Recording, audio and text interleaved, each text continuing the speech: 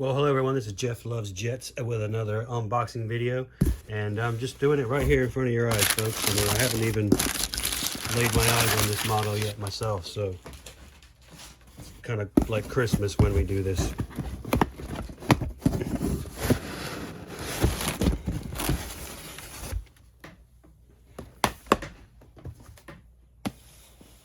And there she is. So this is an in-flight model as well. I just had a British Airtours unboxing of the L-1011 Tristar, and I'm going to do the British Airways one because I've flown on British Airtours and British Airways, both their L-1011, the Tristar. And this is Golf Bravo Bravo, and this is item number ARD BA16 Aviation Retail Direct 1/200 scale model. And let's take a look at the sleeve here. British Airways. Back just has some warnings on it. And the bottom is the same as the top. But the sleeves are always cool. I like the way that Aviation Retail Direct and In-Flight do their boxes. They're kind of give it a little bit more interest. So let's take it out of the sleeve here.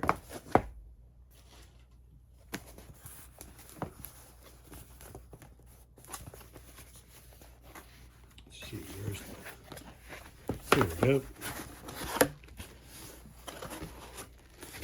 Take off the cover, and there's the model. And we've got the plastic covering to keep it safe. We've got our stand here, metal stand, because we got In-Flight Direct. This has got the plaque on it, which is cool. This really sets those models apart from the Gemini and the JC Wings. JC Wings used to have plaques on their models, but then they stopped doing it. They're just like JC Wing or Gemini now. So that's kind of like a nice bit of interest for these models. Then we've got our removable gear, and we'll put those on a little bit later. And let's see, we've got the coin. Oh yeah, so this is they just started offering these coins now, which is really nice feature. It's in a little plastic case. Got the British Airways Lockheed L-1011, and we've got the registration, first flight, February 18th, 1980. That's so cool.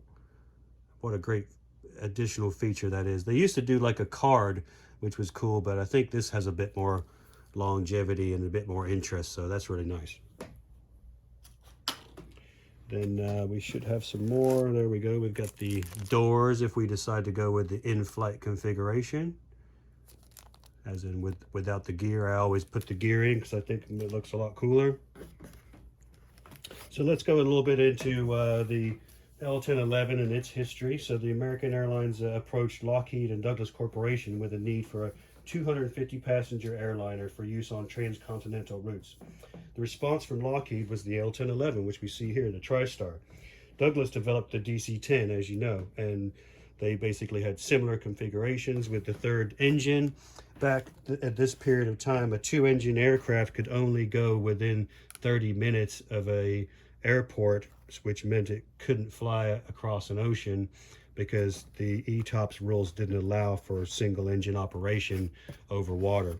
So the Tristar was a nice solution to that. It allowed these aircraft to fly transcontinental and across the Pacific, across the Atlantic Ocean, which is a major improvement. And the Douglas Corporation, they put their third engine on top of the fuselage, whereas the Tristar has the third engine in the tail end of the fuselage, and then uses this S-duct, which makes the engine more efficient and also quieter. So and also a reduced weight as well versus the DC-10. American Airlines went with the DC-10 as a result of the cost savings. But essentially the Lockheed Corporation didn't spare any expense on their engineering work and wanted to make the absolute best aircraft they possibly could. They were trying to get into the commercial airline business and make this wide body aircraft that was a twin aisle that was being requested to do these routes. So the aircraft would end up launching with Eastern and TWA instead. And the reason it was there was some delays in the manufacturing of the aircraft, and that was because Rolls-Royce was in receivership and wasn't able to get done with the engineering work on their RB211 engine, which is the sole power plant used on the L-1011. So Lockheed kind of found themselves in a little bit of a pickle. So the first flight of the L-1011 was in November 1970, and they entered service with Eastern in 1972. They had a shorter and a longer range 500 version, which entered service with British Airways in 1973, and that actually had like almost a 2,000 longer nautical mile range. So the aircraft can seat up to 400 passengers, but typically it's going to be 256 passengers as standard. Has a range of 3,600 nautical miles. Length is 177 feet 8.5 inches. Wingspan of 155 feet 4 inches. Height of 55.4 feet, and the maximum takeoff weight of 466,000 pounds. So this is an in-flight model from Collectible Jets to collectiblejets.com. It's where I get a lot of my models. And this is a Lockheed L-1011 Tristar 200F. First flight on this particular aircraft was February 18th, 1980. It was delivered to British Airways March 9th, 1980. Then to Air Lanka in September 20th, 1991 as 4 Romeo Uniform Lima November, and that was under a lease. Then it went back to British Airways September 20th, 1994. Then it went to Kallita 16th of December 1994, and then eventually scrapped in 1999 at Victorville as registration November 105 Charlie Kilo.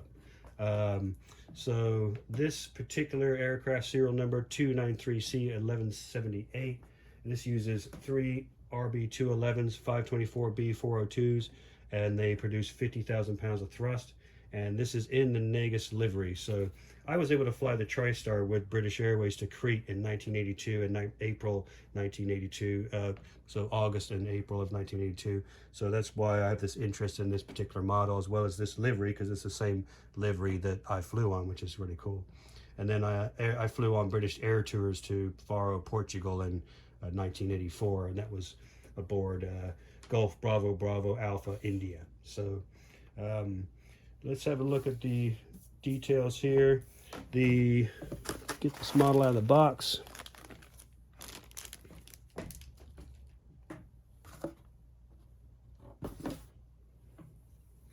So there we go, nice. So this is British Airways model, and we have the cockpit windows and the windshield wipers, the partial registration, just the last letter. Typically British Airways only flies 1 letter or 2 letters at the, or sometimes 3, as in their Airbus A380. We have the crew escape hatch on the top, as well as the British Airways Speedbird, and that's harkening back to the old days of BOAC, British Airways, British Overseas Airways Corporation, and then also back to Imperial Airways. They were the company that originally employed the Speedbird. We have the L1 door, pitot tubes, static ports, and a knocker duct. We have the Royal Mail logo here just behind the aft of the L1 door. And British Airways is a nationalized company now, but at the time they were not. At that time, were in the basically in 1980 when this aircraft was flying for them. They weren't a corporation there. But the Royal Mail, they're a carrier for the Royal Mail, which is the UK's domestic mail service, well, and international. We got another static port here. Some kind of vent, probably a pressure release valve, I would guess. We've got the landing gear lights, or excuse me, the landing light. The L2 door, as well as the markings for where the access points for emergency access are. And you can see the drip rail there above the door. It's a really nice detail.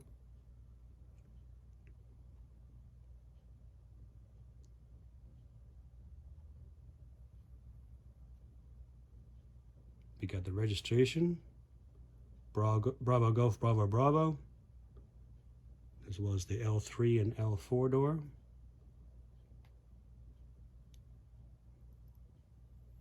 Tristar 200. Just a little bit of debris there. Golf Bravo Bravo on the tail, vertical stabilizer. We can see the S duct here nicely, as well as the exhaust hole for the third engine. Nice detail there. It's very metallic looking. Got some kind of vent or intake of some kind there, and one on the other side. And then this is a flying tail, so the aircraft doesn't have a normal or the typical horizontal stabilizer with the elevator. It has the whole tail moves. It has an elevator as well, but the whole tail will also move as well. You can see the range in this sort of diamond shape here. But immediately identifiable of the tri-jets with the S duct. When you're at the airport and you see the DC-10s going around and the Tri-Stars, you can really tell immediately which one's which, although they're both really impressive and cool aircraft.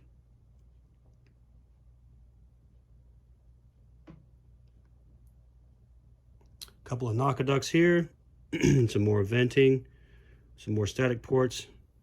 This is a cargo access door, another cargo access door. And this aircraft actually had some configurations with a lower deck lounge and seating area, or galley configuration where they could take a small elevator downstairs, which is kind of interesting.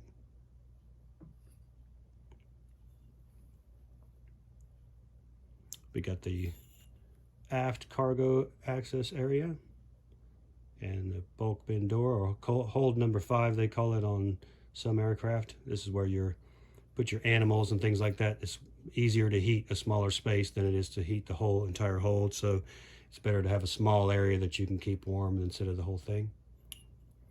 Got the APU housing here. It's on the center line, but don't forget we've got an engine right above it.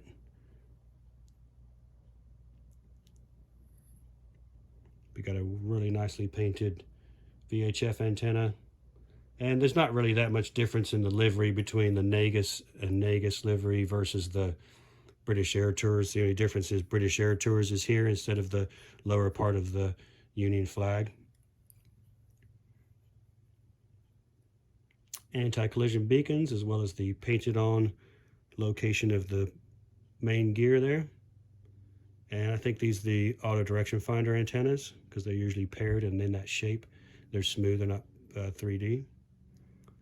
And we've got another VHF antenna here.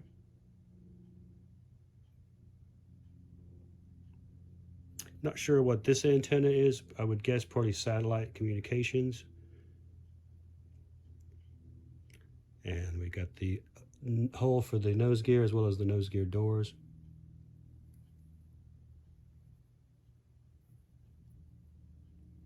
And we've got the wings with the flaps and slats, ailerons. I think this actually may be a flapper on here. Got the green position light on the starboard tip of the wing. Look at those RB211 engine housing, Cowl, the Rolls Royce on there, really nice. That metallic finish is really, it's just sparkles. Really nice. In-flight does really good quality models, so I'm always happy with their product.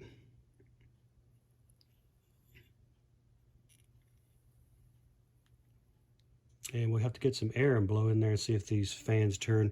Not a lot of in-flight models fans turn. I will say that. The Geminis usually roll better, so does the JC Wings. But we'll give it a try. Then on the port wing, we have the Golf Bravo Bravo registration. And the flap track fairings. And then we have the red position light at this wingtip.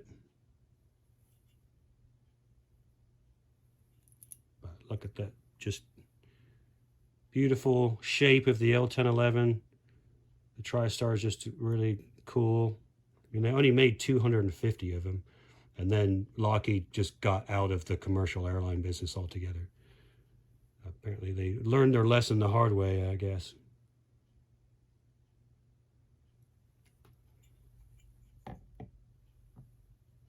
Well, let's get these gear out of the package and we'll see how it looks. So let's check it out. And the gear does roll. It does tilt a little bit. The cool thing about the L-1011 is that it's one of the first aircraft to have auto land system where you could land in completely whiteout conditions. Zero visibility in fog, which is helpful when you're in London. We got the nose gear there, nice, it rolls, and I think it turns a little bit, but I don't want to break it, so I'll just take it easy with that. And it's got the partial registration as well, bravo, bravo. And look how far back it's recessed. So you're able to get the tug, has to go right underneath the nose of the aircraft.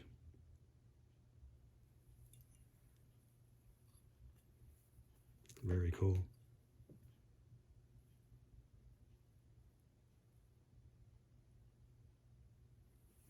Okay, let's see how it looks here. And it sits nice, doesn't want to nose up, which is good. Get the stand out. Oh, that little tip's kind of rolled over a little bit. I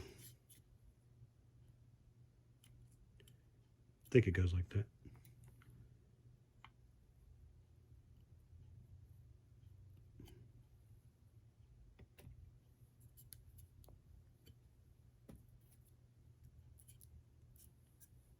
There, took it off altogether. All right, nice, goes in there nice and snug. Sits there nice and straight. A little wobbly, but maybe we'll put that tip back on there because the other 1011 seemed to fit in there a bit more snugly than this one does. But another great model. Let me know if you got this model, if you're going to get it. I think they're still available, but I'm not totally sure. But the L-1011 is such a cool aircraft, and I flew on the Delta as well, and I got my logbook signed by that pilot as well. So I've got a logbook that I have from BOAC that I got in 1973, and I've been filling it out ever since. So I've got all these log entries with this aircraft, and sometimes I'm able to get the exact registration of the aircraft I flew on. But not the case here, but I flew on essentially the exact same version of it.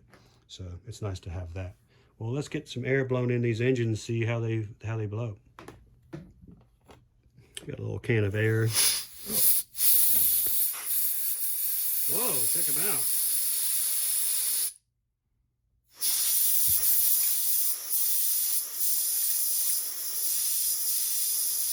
They do really good. Sweet.